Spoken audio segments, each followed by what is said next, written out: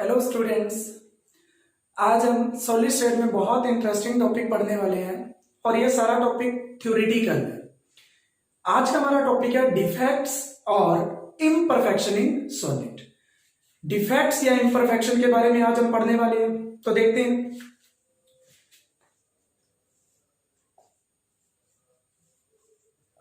Defects या फिर imperfection in solids. देखिए नाम से क्लियर हो रहा है इम्परफेक्शन। इम्परफेक्शन मींस जो परफेक्ट नहीं है। हमने पढ़ा था सॉलिड स्टेट में कि जो क्रिस्टलाइन सब्सटेंस होते हैं या जो क्रिस्टल्स होते हैं उनमें कॉन्स्टिट्यूएंट पार्टिकल्स एक वेल अरेंज्ड पैटर्न में होते हैं, रेगुलरली अरेंज्ड होते हैं।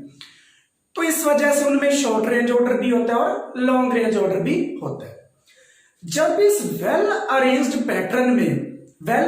पैटर्न ऑफ कॉन्स्टिट्यूएंट पार्टिकल्स में कुछ पार्टिकल्स वेल अरेंज्ड नहीं होते, उनको हम कहते हैं डिफेक्ट्स, मींस इम्परफेक्शन। तो कोई भी डेविएशन या departure from regularly arrangement of constituent particle is called defects. तो डेफिनेशन क्या बनी इसकी? एनी डेविएशन और departure from regular arrangement of constituent particles is called defect। कोई भी डेविएशन आती है या डिपार्चर आता है उसकी रेगुलर अरेंजमेंट से, उसको हम कह देते हैं डिफेक्ट। तो डिफेक्ट्स बेसिकली टू टाइप्स के होते हैं। First one is point defect and second one is line defect. देखिए, जब डेविएशन या डिपार्चर सिर्फ एक पॉइंट के अराउंड हो या इम्परफेक्शन सिर्फ एक पॉइंट के अराउंड हो तो उसको हम कह देंगे पॉइंट डिफेक्ट। और इसमें जो इम्परफेक्शन होगा वो कॉन्स्टिट्यूएंट पार्टिकल की पूरी एक रो में ही होगा, पूरी की पूरी एक लाइन ही डिफेक्टिव होगी, उसको हम कह देंगे लाइन डिफेक्ट। हमें +2 क्लास में इनको पढ़ना है, पॉइंट्स डिफेक्ट को। तो देखिए, पॉइंट डिफेक्ट में क्या हमने पढ़ा? डेविएशन अराउंड ए पॉइंट, और लाइन डिफेक्ट में जो डेविएशन होगी वो होगी around a line of particles. Constituent particles की अगर पूरी की पूरी लाइन ही डिफेक्टिव है तो लाइन डिफेक्ट होगा, सिर्फ एक पॉइंट के अराउंड डिफेक्ट है तो पॉइंट डिफेक्ट होगा। हमने पढ़ने हैं सिर्फ पॉइंट डिफेक्ट। पॉइंट डिफेक्ट भी फर्दर 3 टाइप्स के होंगे। स्टोशियोमेट्रिक, नॉन स्टोशियोमेट्रिक, इसको स्टोकियोमेट्रिक भी कई बार बोल देते हैं, स्टोशियोमेट्रिक भी बोल देते हैं, and third one is impurity defect. तो फर्स्ट ऑफ ऑल बात करते हैं नॉन स्टोकियोमेट्रिक डिफेक्ट की। नॉन स्टोकियोमेट्रिक डिफेक्ट तब अराइज होता है जब ratio of cations and ratio of anions same रहते हैं ड्यूरिंग एन इम्परफेक्शन। जब कोई इम्परफेक्शन हो और नंबर ऑफ कैटायंस और नंबर ऑफ एनायंस सेम रहे तब हम उस डिफेक्ट को बोलते हैं स्टोकियोमेट्रिक डिफेक्ट। इसका मतलब हम ये भी तो कह सकते हैं कि stoichiometry of a solid remain same. Stoichiometry का मतलब है जितने कैटायन है उतने ही एनायन रहेंगे। अगर मिस हो रहे हैं तो दोनों सेम, मतलब एक कैटायन तो एक एनायन मिस होगा। इसका मतलब मॉलिक्यूलर फॉर्मूला इम्परफेक्शन के बाद भी सेम रहने वाले, क्योंकि जितने कैटायन है उतने ही एनायन रहने वाले। तो स्टोकियोमेट्रिक डिफेक्ट में हमने पढ़ा defect, ratio of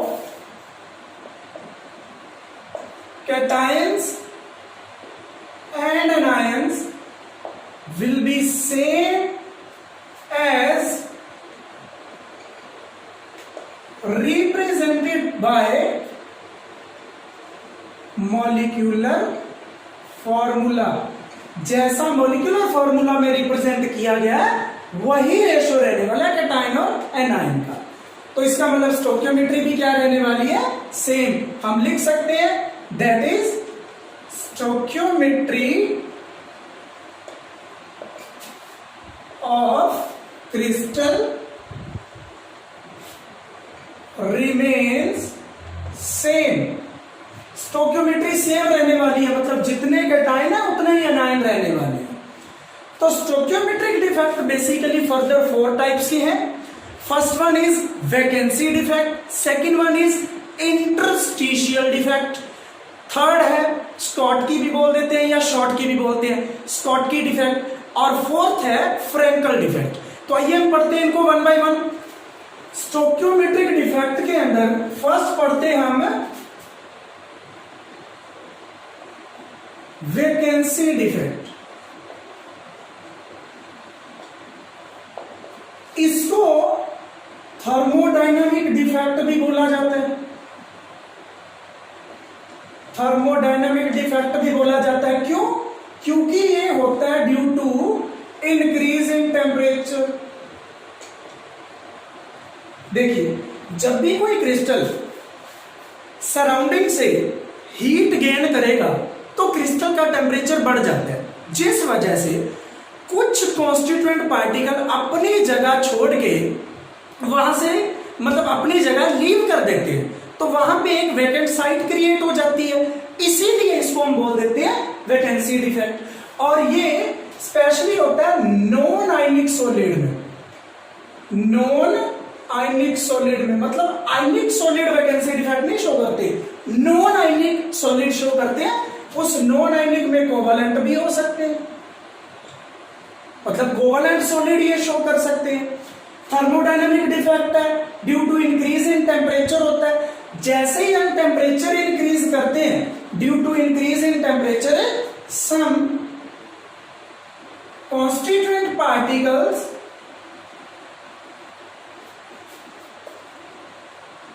leave the lattice site,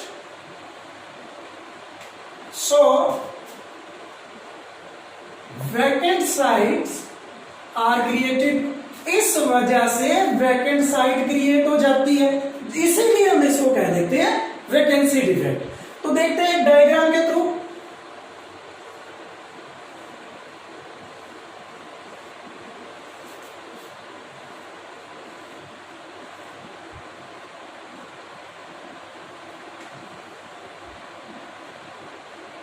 ये हम मान लेते हैं क्रिस्टल है जिसके अंदर एबी टाइप के कैटायन एनायन भी हो सकता है, लेकिन ये नॉन आयनिक है तो हम इनको कैटायन एनायन नहीं कह सकते, सिंपल मॉलिक्यूल्स हो सकते हैं। तो इसको हम कर देते हैं डार्क।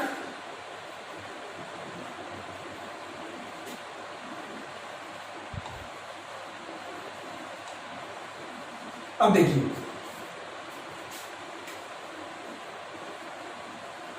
जो जिस टाइप के एटम्स यहां प्रेजेंट है वही एटम इस सारे क्रिस्टल में प्रेजेंट है, लेकिन जैसे ही हमने टेम्परेचर राइज किया कुछ एटम्स क्या होंगे, यहां से लीव कर जाएंगे, यहां पे छोड़ जाएंगे वैकेंट स्पेस, एक वैकेंसी क्रिएट करवा जाएंगे। इसीलिए हम इसको कह देते हैं वैकेंसी डिफेक्ट। यहाँ ए पॉजिटिव बी नेगेटिव लगाने की नीड नहीं है, क्योंकि ये नॉन आयनिक सॉलिड के लिए होता है, कोवलेंट सॉलिड के लिए होता है। हो सकता है ये सारे एटम एक ही जैसे हो, जैसे कोवलेंट सॉलिड कार्बन है या सिलिकॉन की बात करें, ये सारे एक जैसे ही होंगे। A B type ionic solid में तो अलग अलग होते हैं ना, N A positive C L negative, इसमें एक ही टाइप के एटम होंगे। तो जैसे ही मीट करते हैं कुछ एटम्स अपनी साइड क्या करते हैं, वैकेंट कर जाते हैं, इसीलिए इसको हम बोल देते हैं वैकेंसी डिफेक्ट। सेकेंड की हम बात करते हैं इंटरस्टिशियल डिफेक्ट।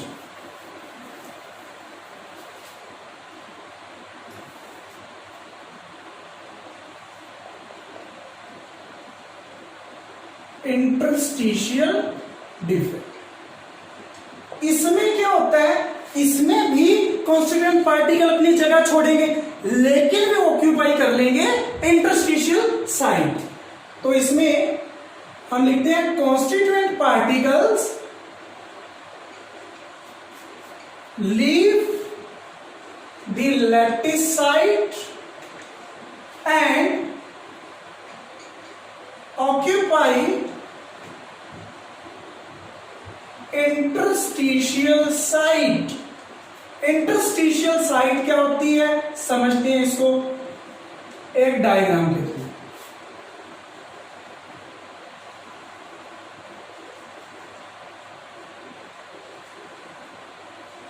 ये मान लेते हैं क्रिस्टल का एक छोटा सा पार्ट है जो वेल अरेंज्ड है, ये फर्दर आगे जुड़ा होगा इस तरीके से। हम मान लेते हैं कि ये भी बेसिकली टेम्परेचर की वजह से ही होता है।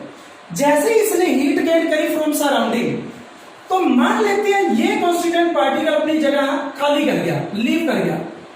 तो अब इस बार वो बाहर नहीं जाएगा, इस बार वो कौन सी जगह ऑक्यूपाई कर लेगा, इंटरस्टिशियल साइट। ये जो बीच वाली जगह होती है, ये वैकेंट स्पेस, इसको हम बोलते हैं इंटरस्टिशियल साइट।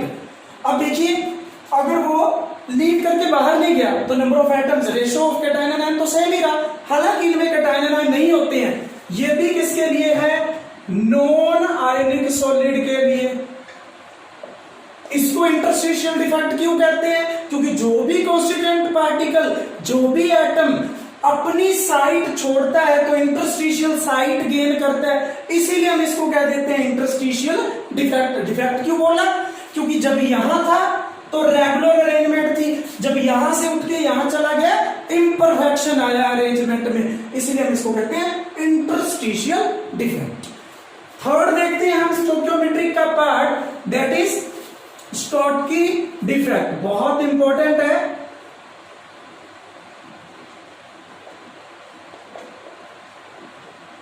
देखिए स्टोटकी डिफेक्ट बेसिकली किसके लिए है, आयनिक सॉलिड के लिए। ध्यान रखना ये बात, आयनिक सॉलिड ये डिफेक्ट शो करते हैं। स्टोटकी और फ्रैंकल दोनों ही आयनिक सॉलिड शो करते हैं। इसमें क्या होने वाला है, अब आयनिक सॉलिड है तो कैटायन आयन में बात करेंगे। Equal number of cations and ions are missing from lattice site. Lattice site से मिस होते हैं और क्रिस्टल से बाहर चले जाते हैं। अब equal number of cation and ion miss हो रहे हैं तो रेशियो तो सेम रहेगा। मतलब अगर दो कैटायन कम हो रहे हैं तो दो ही आयन कम हो रहे हैं, रेशियो तो सेम रहा। रेशियो सेम रहने की वजह से आप इसको किस कैटेगरी में रखते हैं, स्टोइकियोमेट्रिक डिफेक्ट के अंदर रखते हैं। तो इक्वल नंबर ऑफ कैटायन और आयन मिस हो रहे हैं। अगर कैटायन और आयन मिस हो रहे हैं और वो मिस होकर क्रिस्टल से बाहर जा रहे हैं, इसका मतलब उस क्रिस्टल का मास कम हो रहा है। मास ऑफ क्रिस्टल डिक्रीजेस, ये डिक्रीजेस का सिंबल है। मास ऑफ क्रिस्टल डिक्रीज हो रहा है। अब अगर मास डिक्रीज हो रहा है तो डेंसिटी क्या होती है, मास बाय वॉल्यूम। देखो वॉल्यूम, स्पेस तो उतना ही रहना है, ये कांस्टेंट है। ये कम हुआ है तो जब न्यूमिनेटर कम हो रहा है तो डेंसिटी डायरेक्टली ये भी डिक्रीज होगी। तो डेंसिटी ऑफ क्रिस्टल डिक्रीजेस। बहुत इंपॉर्टेंट क्वेश्चन है, what is the effect of Schottky defect on density of crystal. तो डेंसिटी ऑफ क्रिस्टल हम लिखेंगे it decreases because equal number of cation and anion missing from lattice side, so mass of the crystal also decreases, it means density decreases. तो density भी crystal की decrease होने वाली है। उसके बाद कौन कौन से कंपाउंड हैं जो स्टोटकी डिफेक्ट को शो करते हैं, the compounds having high coordination number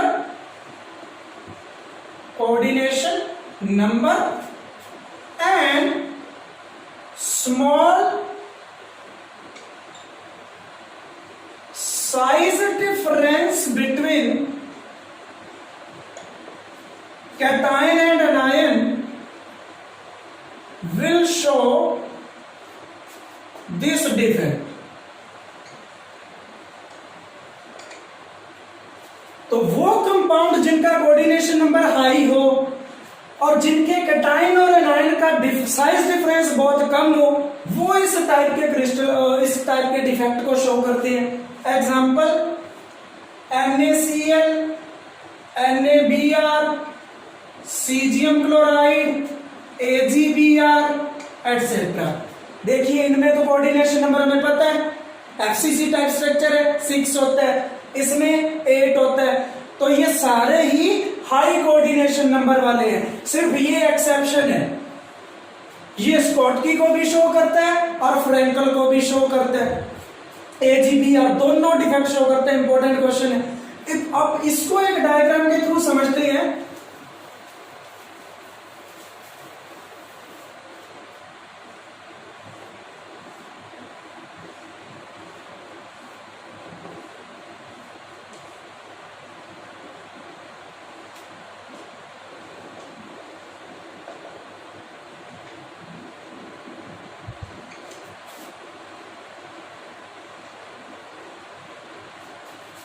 अब अगर एक कैटायन मिस हो जाता है यहां से Na पॉजिटिव और एक एनायन मिस हो जाता है यहां से, वो ये साइड ऑक्यूपाई नहीं करेंगे, लीव ही कर जाएंगे क्रिस्टल को।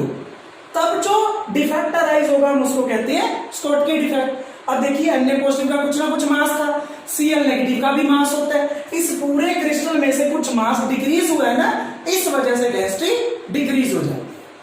अब हम बात करते हैं फ्रेंकल डिफेक्ट की। फ्रेंकल डिफेक्ट में बिल्कुल इसके अपोजिट होता है ये फ्रेंकल डिफेक्ट। फ्रेंकल डिफेक्ट में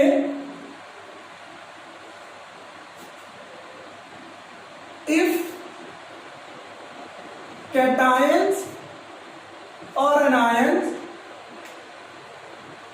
are missing from their lattice side, अगर वो अपनी लैटिस साइड से बाहर जाएंगे, मिस होंगे, then they occupy interstitial site. वो बाहर नहीं जाएंगे, इंटरस्टिशियल साइड को ऑक्यूपाई कर लेंगे। अब इंटरस्टिशियल साइड को ऑक्यूपाई किया मतलब क्रिस्टल से बाहर तो नहीं गए। Mass of crystal remain same, mass of crystal same है, it means density of crystal also remains same. Density भी डिक्रीज नहीं होती, चेंज ही नहीं होती। तो ये क्वेश्चन आ गया, what is the effect of Frenkel defect on density? Density does not change. क्यों? क्योंकि कैटायन एनायन मिस तो हो रहे हैं लैटिस साइड से, लेकिन वो जा कहां पे रहे हैं? इंटरस्टिशियल साइट पे। फिर इसको इंटरस्टिशियल डिफेक्ट क्यों नहीं बोला? क्योंकि वो नॉन आयनिक है, लेकिन ये आयनिक है। ये भी आयनिक सॉलिड के लिए ही होता है, इसीलिए इसको इंटरस्टिशियल ना बोल के फ्रेंकल डिफेक्ट बोला गया। कौन कौन से कंपाउंड शो करते हैं? वो कंपाउंड्स, द कंपाउंड हैविंग बिल्कुल अपोजिट है, उसमें हाई कोऑर्डिनेशन नंबर था, इसमें लो है। Having low coordination number and large size difference between cations and anions. जब कैटायन और एनायन के बीच में लार्ज साइज डिफरेंस आ जाए तब ये शो करते हैं। कौन कौन से एग्जांपल हैं? AgCl, AgBr, AgI, ये दोनों शो करता है। AgBr दोनों शो करता है क्योंकि इसका स्ट्रक्चर इस टाइप का होता है, कॉन्स्टिट्यूएंट पार्टिकल इस ढंग से अरेंज होते हैं कि वो दोनों शो कर सकते हैं, फ्रेंकल और स्कॉटकी। डायग्राम फ्रेंकल डिफेक्ट का, इसमें जरूरी नहीं है कि कैटायन और एनायन दोनों मिस होंगे। हो सकता है कोई कैटायन मिस हो सकता है कोई एनायन मिस हो, लेकिन मान लो AB टाइप का सॉलिड अपना A पॉजिटिव B नेगेटिव,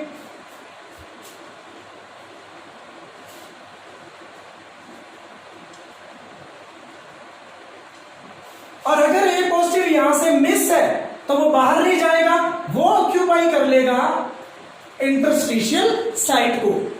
तो ये बन जाएगा फ्रैंकल डिफेक्ट। अब देखिए ये क्रिस्टल से बाहर तो नहीं गया, है तो क्रिस्टल के अंदर ही, इसीलिए हम इसको किस कैटेगरी में रखते हैं, फ्रैंकल डिफेक्ट में। क्यों? क्योंकि इसमें डेंसिटी डिक्रीज नहीं होगी और रेशो भी सेम रह रहा है।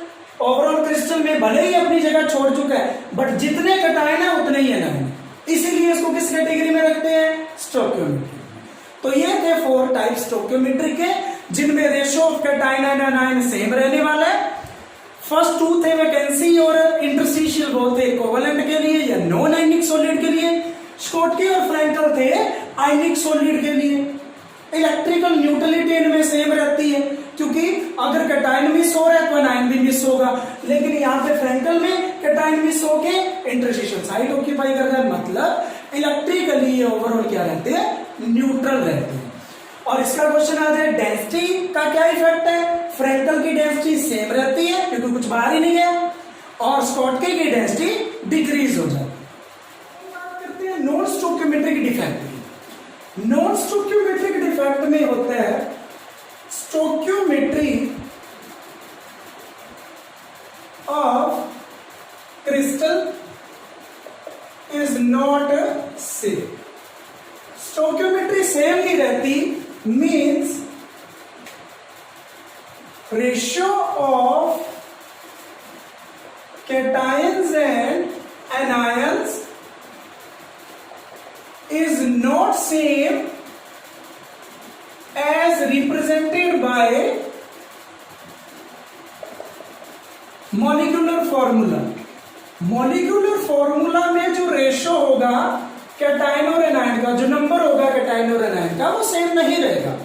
मतलब या तो कैटायन ज्यादा हो जाएंगे या एनायन ज्यादा हो जाएंगे। तो इसी बेसिस पे 2 टाइप का ही बन गया, एक तो तब जब कैटायन ज्यादा हो और एक तब जब एनायन ज्यादा हो, मतलब कैटायन कम हो। अब देखिए ये भी आयनिक के लिए है, आयनिक सॉलिड के लिए ए बी टाइप का, ए पॉजिटिव बी नेगेटिव। अब आयनिक सॉलिड में जनरली जो कैटायन होता है वो मेटालिक होता है, मेटालिक होता है, ये नॉन मेटल होता है बी। तो यहां से ये 2 टाइप का बन गया। एक तो तब जब कैटायन ज्यादा हो, कैटायन ज्यादा होने का मतलब है मेटल एक्सेस में हो जाए, और दूसरा जब मेटल कम हो जाए, मेटल की डेफिशिएंसी हो जाए, सेकंड टाइप वो बन गया। तो पढ़ते हैं इसको 1 बाय 1। फर्स्ट हम पढ़ लेते हैं मेटल एक्सेस। फर्स्ट टाइप है इसका मेटल एक्सेस। एक्सेस का मतलब है ज्यादा। जब मेटल ज्यादा हो, मेटल का मतलब यहां से है कैटायन से। देखिए कैटायन भी कैसे ज्यादा हो सकता है, इसके भी 2 मेथड है। ए पार्ट कर लेते हैं अपन, metal excess by anion vacancy.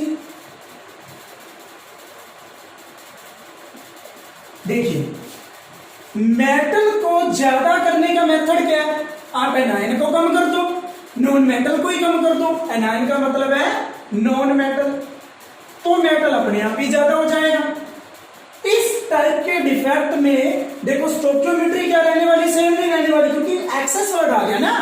Metal ज्यादा है, एनायन कम है, it means ratio of cation और एनायन तो वैसे भी सेम नहीं रहा, तो वो किस कैटेगरी में आता है, नॉन स्टोइकियोमेट्रिक में, नॉन स्टोइकियोमेट्रिक में आएगा।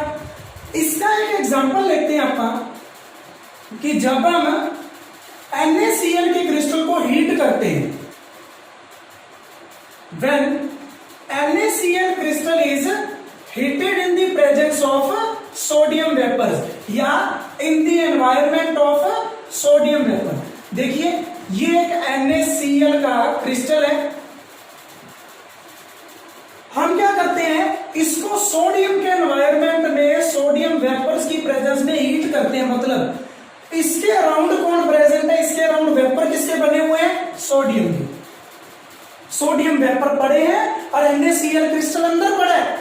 जैसे ही हम इसको हीट करेंगे तो यहां से देखिए जो कैटायन होगा, सॉरी जो एनायन होगा, ये यहां से अपनी जगह छोड़ देगा और किस तरह ये मेटल का, ये क्रिस्टल का सरफेस छोड़ के ये जाएगा इसकी तरफ, और यहां जो सोडियम वेपर ऑलरेडी प्रेजेंट है इनके साथ क्या करेगा, कंबाइन करेगा। अब सोडियम Cl नेगेटिव के साथ कंबाइन हो नहीं सकता क्योंकि ये एटम है और ये आयन है, तो इस सोडियम को क्या करना पड़ेगा, एक इलेक्ट्रॉन लॉस करना पड़ेगा, तब ये आने वाले Cl नेगेटिव के साथ कंबाइन होकर बना लेगा NaCl क्रिस्टल। लेकिन जो इलेक्ट्रॉन इस सोडियम ने लॉस किया है वो आएगा वापिस इस जगह पे, क्योंकि मैंने आपको बोला था ये सारे क्रिस्टल इलेक्ट्रिकल न्यूट्रल हैं, जितने कटायन उतने एनायन रखने। देखिए एनायन तो चला गया, तो नेगेटिव चार्ज को पॉजिटिव के इक्वल करने के लिए हमें एक इलेक्ट्रॉन की नीड पड़ी। इसको हम बोलेंगे जो इलेक्ट्रॉन यहां से उठ के यहां पे आया है, trapping of electron in vacant site, इसको कहते हैं एफ सेंटर। तो एफ सेंटर क्या होता है, trapping of electrons in vacant site created by ions is called F centre. F centre means, F word है फेबर से, विच मींस कलर। देखिए जब भी इलेक्ट्रॉन इस हायर एनर्जी लेवल से इधर आ रहे हैं सरफेस पे, तो वो एनर्जी रिलीज करेंगे जो फॉल करेगी विजिबल रीजन में, और विजिबल रीजन में 7 कलर होते हैं विबग्योर, तो इनमें से कोई ना कोई कलर शो होगा और वो डिपेंड करेगा कि हमारा क्रिस्टल कौन सा है। अगर NaCl क्रिस्टल है तो कलर शो होता है येलो। NaCl के केस में अगर येलो कलर, देखो वैसे NaCl सिंपल सॉल्ट व्हाइट होता है, जब हम इस NaCl क्रिस्टल को सोडियम वेपर की प्रेजेंस में हीट कर देते हैं तब उसका कलर बन जाएगा येलो। क्यों बनेगा, ड्यू टू एफ सेंटर। वो क्या होता है, trapping of electron into vacant site. और वैकेंट साइट क्यों क्रिएट हुई, क्योंकि यहां से क्लोरीन ने अपनी जगह छोड़ी। उसने जगह क्यों छोड़ी, क्योंकि हमने हीट किया, हीट करते ही क्लोरीन ने अपनी जगह छोड़ दी और वो गया है सोडियम की तरफ, क्योंकि सोडियम वेपर की प्रेजेंस में हीट कर रहे हैं ना। अब ये कंबाइन हो नहीं सकता, तो पहले इसको इलेक्ट्रॉन लॉस करना पड़ेगा, वही यहां पे आएगा जो रिस्पॉन्सिबल होता है कलर ऑफ दी क्रिस्टल।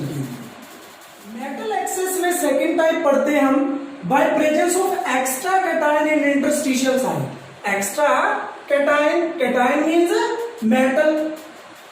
देखिए मेटल को एक्सेस में रखना है ना, अभी पीछे हमने क्या पढ़ा, एनायन की वैकेंसी कर दें तब भी मेटल ज्यादा, और अगर कैटायन एक्स्ट्रा कर दें तब भी मेटल ज्यादा।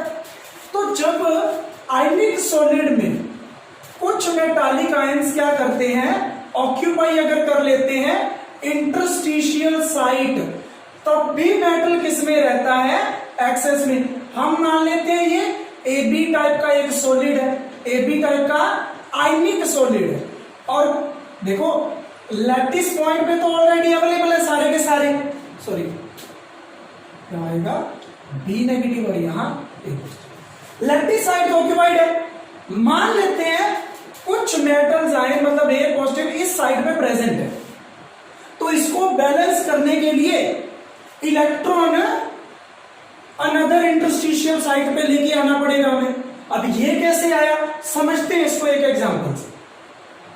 क्यों लेके आए हैं, इलेक्ट्रिकल न्यूट्रलिटी प्रिंसिपल को मेंटेन रखने के लिए। मेटल यहां भी ज्यादा है, मेटल ज्यादा है, it means ratio of cation और एनायन क्या है, डिफरेंट, इसीलिए किस कैटेगरी में है, नॉन स्टोइकियोमेट्रिक।